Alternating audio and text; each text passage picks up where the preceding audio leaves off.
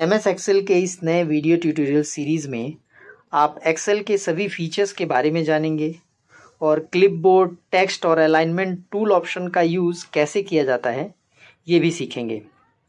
तो चलिए शुरू करते हैं।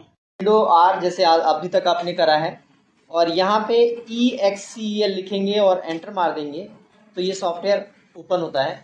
देखिए इस तरह का कुछ एक सॉफ्टवेयर आपके सामने नज़र आता है। इस सॉफ्टवेयर की खास बात क्या है कि ये ऑफिशियल वर्क में बहुत ज़्यादा यूज़ होता है। बहुत ज़्यादा इसलिए यूज़ होता है क्योंकि ये बहुत सारा डाटा एक साथ मैनेज कर सकता है।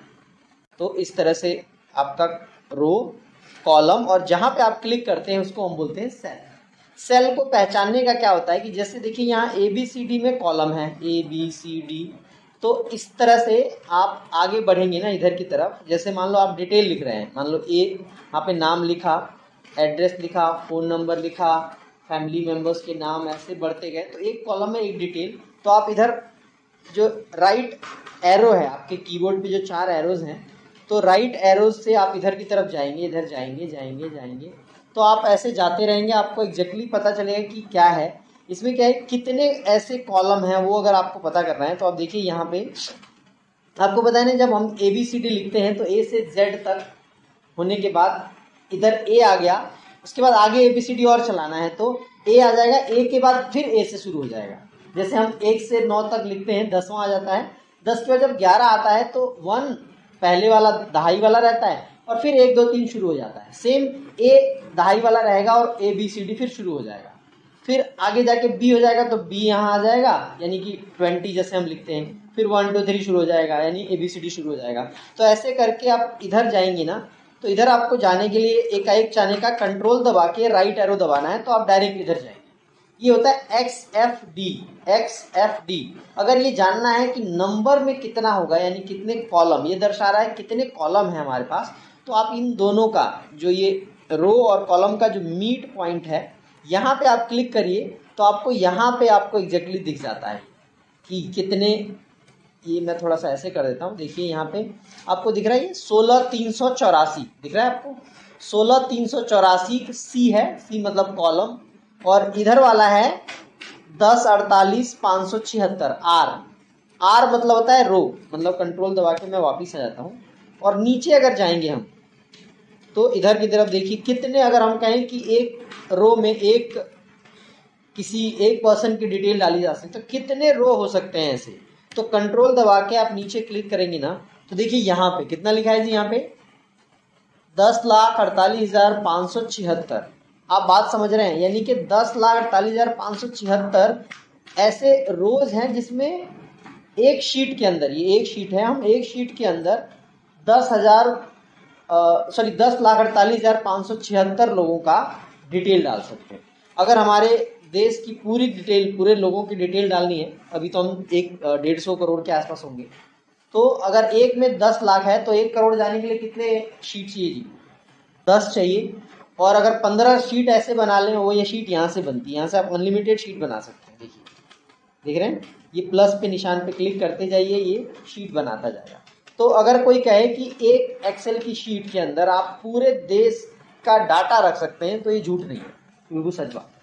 इसीलिए एक्सेल सबसे ज़्यादा यूज होता है डाटा मैनेज करने के मामले में, आपको डिटेल्स अरेंज करके रखने के मामले में बहुत यूजेबल है। इसमें देखिए अब कुछ फीचर्स की हम अगर बात कर लें, ये सबसे ऊपर जो होता है वो टाइटल बार है, इसके बाद वाला ये मेन्यू बार होता है, जैसे home menu, insert menu, page layout menu. और इसके नीचे जो किसी मेन्यू पे क्लिक करते हैं जो टूल्स आते हैं उनको टूल बार भी कहते हैं और रिबन भी कहा जाता है।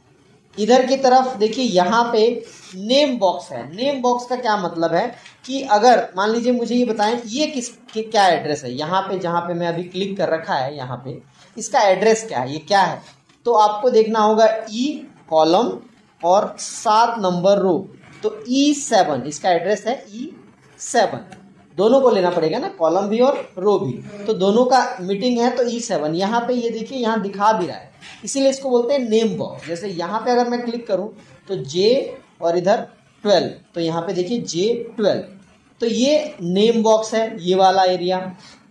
यहाँ पे देखिए इधर फॉर्मूला बार, अगर आप कोई फॉर्मूला इसके अंदर यूज करते हैं तो वो फॉर्मूला बाहर से जो भी दिखता है लेकिन अंदर वो फॉर्मूला बार यहाँ दिखेगा। और ये वाला इसको आप मतलब आप देख लीजिए हेडिंग कहा जाता है, ए हेडिंग बी, मतलब अगर कॉलम की हेडिंग कहें कि हेडिंग पे जाइए डेट मीन्स आपको ए पे आना है, बी पे आना है, ये हेडिंग से। इधर रो की हेडिंग, रो क्योंकि लेफ्ट टू राइट होते हैं तो रो की हेडिंग कहलाएगी ये वाली 1 2 3 4 5 6 7 ऐसे। तो ये रो की हेडिंग, ये कॉलम की हेडिंग, ठीक है जी। और इधर तो आपको पता ये स्क्रॉलर है, जो स्क्रॉल करके हम कोई चीज़ें ऐसे स्क्रॉल करना चाहते हैं उसके लिए यूज होता है। तो ये यहाँ पे शीट्स का एरिया है जहाँ पे हम शीट्स बढ़ा सकते हैं। शीट्स अगर ज़्यादा हैं तो यहाँ पे भी स्क्रॉलर देता है, ठीक है जी। और नीचे की तरफ आपको पता है ये स्टेटस बार, यहाँ पे स्टेटस बार आता है जो बताता है कि क्या क्या चल रहा है। जैसे कि कुछ सेलेक्ट करूँ मैं यहाँ लिख के तो वो बताएगा कितने वर्ड, कितने कॉलम एक्सेट्रा।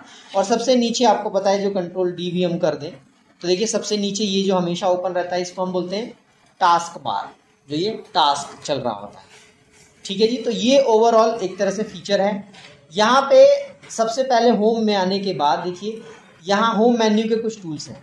जैसे ये वाला एरिया अगर आप देखेंगे तो फॉन्ट के टूल्स हैं, बोल्ड, इटैलिक, अंडरलाइन, ये सारे हैं। इससे पहले इधर क्लिप बोर्ड जिसमें कट, कॉपी, पेस्ट और फॉर्मेट पेंटर आपने लास्ट सॉफ्टवेयर में भी सीखा होगा, वो वाला एरिया यहाँ पे है। इधर अलाइनमेंट में वही सेम, लेफ्ट करना, राइट करना, सेंटर करना। यहाँ पे अलाइनमेंट टॉप और बॉटम का भी देता है कि सबसे ऊपर फिर मिडल फिर बॉटम ऐसे। तो ये रैप करना यहाँ पे भी दे रखा है इन्होंने, और मर्ज सेल वगैरह इधर का। फिर नंबरिंग के टूल्स हैं, इधर आप आएंगे स्टाइल, सेल से रिलेटेड टूल्स हैं, एडिटिंग के टूल्स हैं। सो ओवरऑल होम मेन्यू में ये सारी चीज़ें हैं। तो थोड़ा सा हम होम मेन्यू के कुछ चीज़ें कवर करते हैं। जैसे देखिए आपको क्लिप बोर्ड तो मालूम ही है, क्लिप बोर्ड। क्लिप बोर्ड क्या होता है, जैसे भाई आपने कोई लिखा, आपने मान लो लिखा दीपक,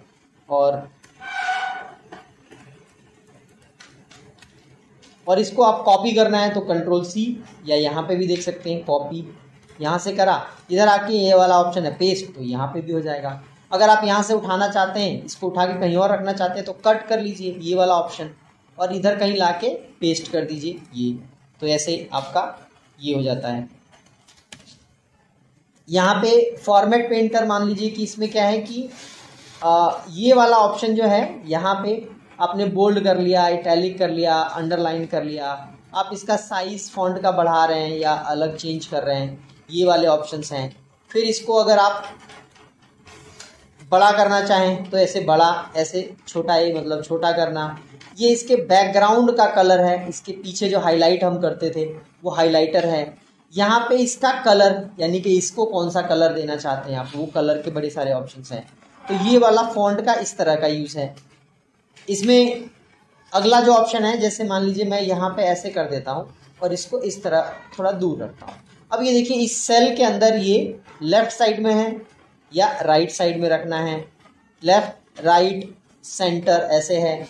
फिर टॉप अलाइन, मान लीजिए इसके ऊपर ये बीच में कहीं आ जाए तो आपको टॉप करना है तो ऐसे, बॉटम, और ये है सेंटर अलाइन, तो ये अलाइनमेंट के ऐसे हैं। अगर इसको आपको लिखना है तो लिखने के अलग अलग एंगल्स हैं, जैसे इस तरह के एंगल में लिखना चाहते हैं, या इस तरह के एंगल में लिखना चाहते हैं, या इस तरह के एंगल में लिखना चाहते हैं, तो क्लॉकवाइज, एंटी क्लॉकवाइज, ये आपको यहाँ पे ऑप्शन मिल जाता है, ठीक है जी। इसके अलावा क्या होता है, जैसे आप लेफ्ट साइड रख रहे हैं, आप मान लीजिए सेंटर रख रहे हैं, इसके पहले, ये लिखने से पहले, इसे इटैलिक की जगह मैं सीधा कर देता हूँ, देखिए कितना स्पेस है यहाँ पर, इस वर्ड के शुरू, अक्षर के शुरू होने से और इस सेल के दूरी कितनी है, उस दूरी को कंट्रोल करने के लिए हमारे पास एक ऑप्शन होता है, ये है इंडेंट।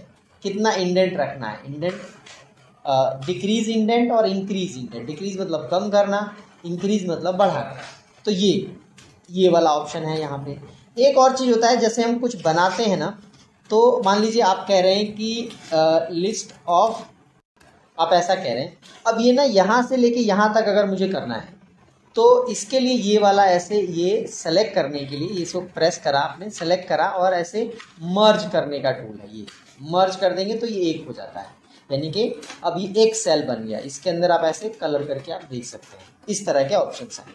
एक्सेल को बहुत अच्छा सॉफ्टवेयर इसलिए भी माना जाता है कि बहुत सारा काम ये खुद ही कर देता है। जैसे आपने लिखा संडे, फॉर एग्जांपल आपने लिखा संडे, अब संडे को ऐसे पकड़ के यहाँ पे ना एक कॉपी हैंडल बनता है, इसको आप पकड़ के अगर ड्रैग कर देंगे ना तो बाकी ये काम ये खुद ही कर देगा। अगर आपने लिखा जनवरी बस कॉपी हैंडल करके आप ऐसे, तो बाकी ये काम ये खुद ही कर देगा। यहाँ पे देखिए आपने 21 लिखा और 21 कितना होता है जी 42। तो आप ये दो सेलेक्ट करके और इन दोनों को पकड़ के यहाँ कॉपी हैंडल से अगर आप ऐसे सेलेक्ट कर देंगे तो वो पहाड़े बढ़ते जाएंगे। कई बार हम सीरियल नंबर लिखते हैं ना, रोल नंबर, सीरियल नंबर। मान लीजिए आप कह रहे हैं रोल नंबर, तो रोल नंबर जब आप लिखेंगे तो ऐसे में आपको यहाँ पे मान लीजिए आपने कहा 1001 फॉर एग्जाम्पल, बस एक भी लिखा और आप यहाँ से कंट्रोल दबा के ऐसे ड्रैग करेंगे ना, तो कंट्रोल दबाए रखेंगे और कॉपी हैंडल ऐसे कर देंगे तो बाकी के नंबर अपने आप बढ़ता है। तो आपको बार बार लिखने की जरूरत नहीं पड़ती है, ये इसकी खास बात है।